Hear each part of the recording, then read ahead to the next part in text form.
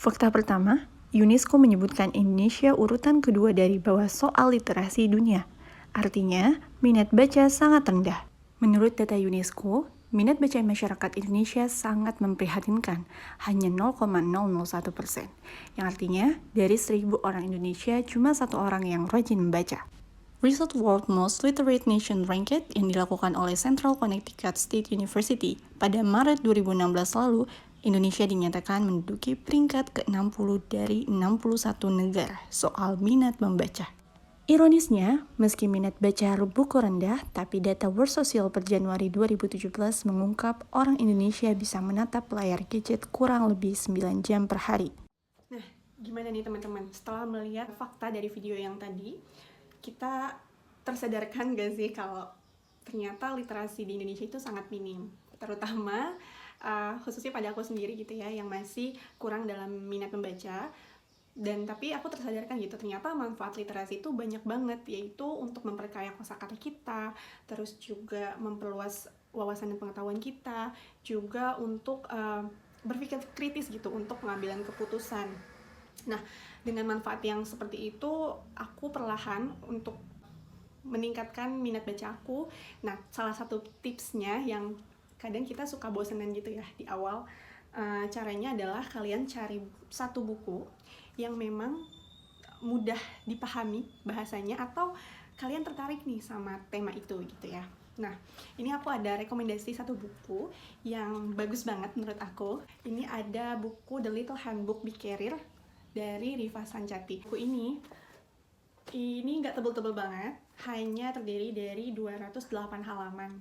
Cocok untuk yang masih mau mencoba menyukai membaca gitu ya. Nah, untuk dari segi bahasa ini sangat mudah dipahami, nggak berat gitu ya bacaannya. Menurut aku ini cocok sih untuk kalian yang mau ningkatin minat baca. Dan di sini juga ada beberapa bab, ada sekitar 10 baban. Nah, boleh kita review sedikit kali ya untuk isi apa aja sih yang ada di Little Handbook for a Big Career ini.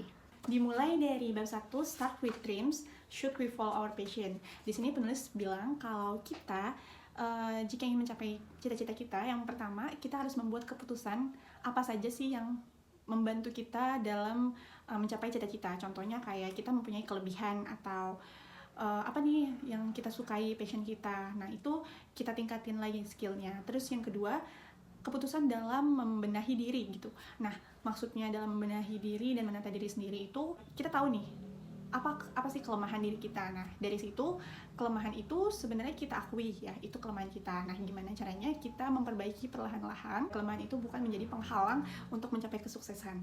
Dan yang ketiga, pelajari semua hal untuk mencapai kesuksesan. Pada chapter Start with Dream ini juga dibahas perlu nggak sih kita mengikuti passion kita gitu ya.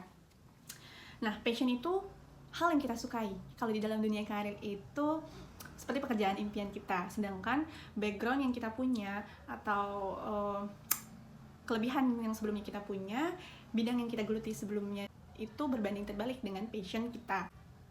Ada tips dari penulis jika kita ingin mengejar passion kita atau yang berbanding terbalik dengan kelebihan kita, yaitu harus belajar lebih keras lagi untuk mencapai passion kita, terus juga punya waktu luang untuk mengajar. Karena dengan mengajar, penulis bisa memahami konteks teori yang lebih dalam lagi dalam passionnya gitu.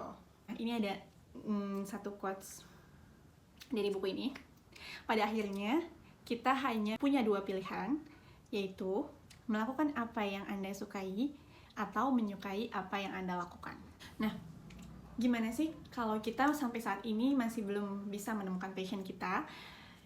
Buku ini bilang kalau kita itu harus terus melangkah, tetap berusaha untuk memaksimalkan pekerjaan yang dimiliki saat ini, kejar target dari atasan, terus juga perkembangkan diri sendiri.